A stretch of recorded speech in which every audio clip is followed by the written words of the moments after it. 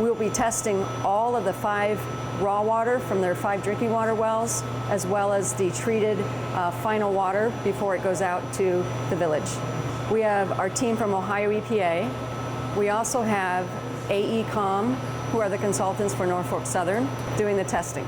Today we're collecting water quality samples for a large number of potential contaminants, including volatile organic compounds and semi-volatile organic compounds. So there's a lot of steps that we take to ensure the integrity of these samples. First of all, we want to make sure we're sampling in the right location. At the water treatment plant, we have taps that are specially designed to collect representative samples from each of the wells. So before we collect samples, we allow the water to run for 15 minutes to ensure that there's no stagnant water from the pipes.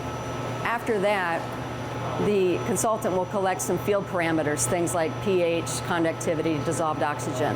And then AECOM will collect their samples for those parameters I mentioned earlier, the VOCs, the SVOCs, all those chemicals that we're looking for. And then Ohio EPA will collect their samples. We will also fill out chains of custody, document when the samples were collected, lots of documentation, timing, all gets documented to ensure the integrity of the sample.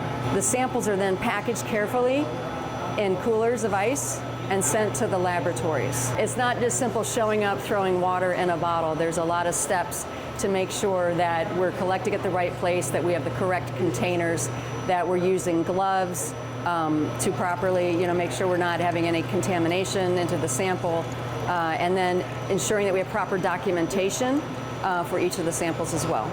So I think what's really important with the sampling effort that we're doing now with all of the potable wells, not just with the public water system wells that we're here at East Palestine's water plant, but also the private well testing that's happening, is that we have multiple teams here, not just from the railroad's consultant, but we also have teams that are attending each of these sampling events, collecting separate samples that are being sent to a separate laboratory.